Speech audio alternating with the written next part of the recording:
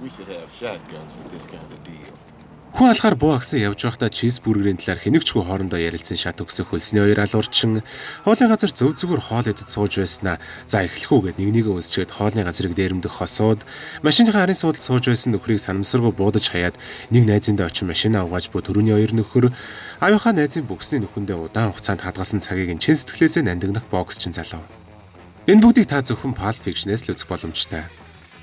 Pulp Fiction-ыг найруулагч Quentin Tarantino-гийн 2 дахь бүрийн хэмжээний кино бөгөөд тэрээр карьерийнхаа хамгийн анхны кино буюу Reservoir Dogs-ороо л маш их хэмжээний нэр хүндийг олж Холливуудын томоохон студиудээс маш өндөр цалинтай ажлын саллуудыг хүлээн авч байсан гэдэг. Тэрний дунд Keanu Reeves-ийн тоглосон Spade, мөн бидний маш сайн мэдэх Men in Black буюу хар хувцснууд гэх мэт томоохон кинонууд багтаж байсан юм. Гэсэн дэш тэрээр барын сүүл явахаар батханы толгой яв гихчээр тэдгэр саналуудаас бүгднгээс нь татгалзсан Reservoir Dogs-оос олсон мөнгө аваад Амстердам руу очиж тэндээ өөрийнхөө дараагийн киноны зохиолыг бичиж байжээ. Амстердам зохиолыг нь бичсэн кино бол мэдээж одоо хүртэл бүх цаг үеийн хамгийн шилдэг кинонуудын нэг зүй ёсоор бичигддэг домогт Pulp Fiction юм.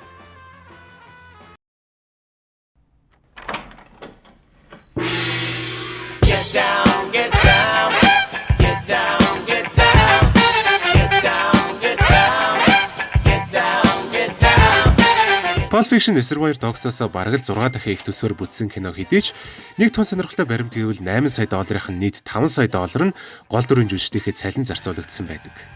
Мэдээж ямар гайхамшигтай жүжигчдийн бүрэлдэхүүнтэй вэ гэдгийг бид нар бүгдээрээ мэдэн шүү дээ. Гэсэн хэдий ч Pulp Fiction тийм бага төсвөр бүтсэн хэрнээ дэлхийд даяар нийт 213 сая долларын орлогыг олон ашиг орлогын хувьд ч үзэгчдийн хувьд ч шүмжигчдийн хувьд ч ер нь л бүхий л талаараа тесрэлт хийгээд зогсохгүй Quentin Tarantino-д 1995 оны Оскарын наадмаас шилдэг кино зохиолч шагналыг авчирч өгсөн кино билээ. Боосоо хөдлөө зүтгэх үнэнч хоёр хөлсний ялуурчин нэгэнт үеэ өнгөрөөж зодог тайлахт өгсөн тул мөнгөний төлөө худлаа задуулахаар тохирсон ч өрсөлдөгчөөгөө рингэн дээр алж орхиод мөнгө аван зүхтах боксчин боосоо эзгүй байх үед нь нүдний цэцгийн мэт хайрлж хармалдаг эхнэрийг нь уйдахгүйгээр зам мэдээж хязгаараа давалгүйгээр хөгжөөх үүрэг авсан хөлсний ялуурчин гэх мэт тус тустай үйл явдалтай сонирхолтой сторинуудаас бүрдэх энэхүү кинон хар тамхинаас авахуулаад алан адлага гэх мэт хүнд элементүүдийг өөртөө агуулсан хэрнээ нэгийг нь ч хэд хүчлэн нүүрэн тулгаж үзүүлдэггүй. Харин ч эсэргээрээ үнэхээр хөгжилтэй кино. Тэгсэрнээ бас үнэхээр цүс хөөргмөр боевик, заримдаа романтик гэд ер нь л энэ олон өнгө аясуудыг яаж ингэж нэгэн дор тохиромжтойгоор хоршуулж чадсан юм бэ гэмээр гайхамшигтай бүтээл. За тэгээ хэрвээ та Pulp Fiction-ыг аль хэдийнэ үзчихсэн бол бичлэгээ үргэлжлүүлэн үзээрэй. Хараахан үзэж амжаагүй байх юм бол үзчихэд буцаж орж ирээрэй гэж би хэлье. Ягаад гэх юм бол яг одоо киноныхоо талаар сонирхолтой баримтуудыг дурддаг спойлер агуулсан эсвэр рүү орох гэж байна.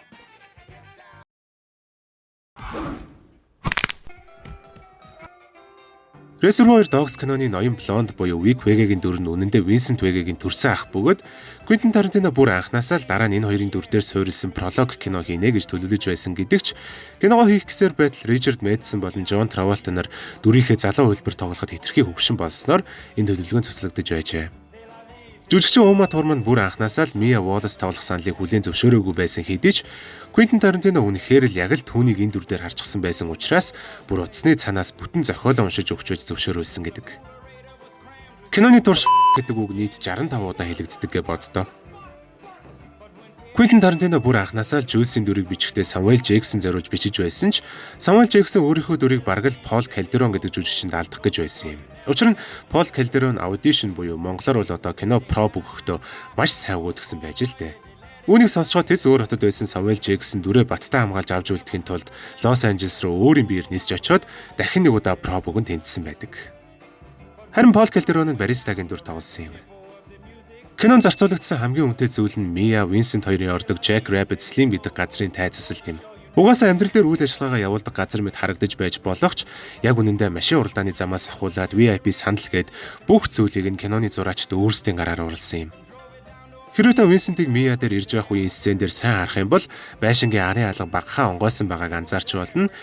Mia яагаад арын хаалгаа онгорхоор өгсөн юм болоо? Учир нь хаалгыг тэгж онгойлохгүй шилэн дээр зураглаач нь ойж харагдаад байсан юм байлээ л. Quentin Tarantino өөрөө киноныхоо аль жижиг дүр тоглох вэ гэж ихээхэн тэнэгэлж байсан гэдэг. Тэрээр анхандаа бол Ленсийн дүр тоглох гэж байсан ч Миягийн тариад хариулдаг хэсгийг найруулах дээр төвлөрөхийн тулд тэр хэсгээр гардаг Ленсийн дүрээ болоод Жимигийн дүр тоглохоор сонгож байжээ. За сүүчигээ сонирхолтой баримт дээр өөрийнхөө нэг анзаарсан зүйлийг хэлчихье.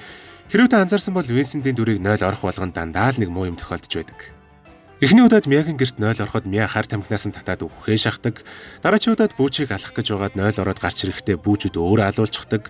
Дараа 0 орчход гараад ирэхэд Жүүс Хоны бааны энэ төр хоорондоо бууд толголццгаагаад бөө юм болчихсон байж байдаг.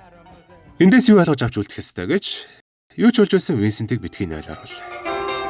It was a teenage wedding and the old folks wished him well.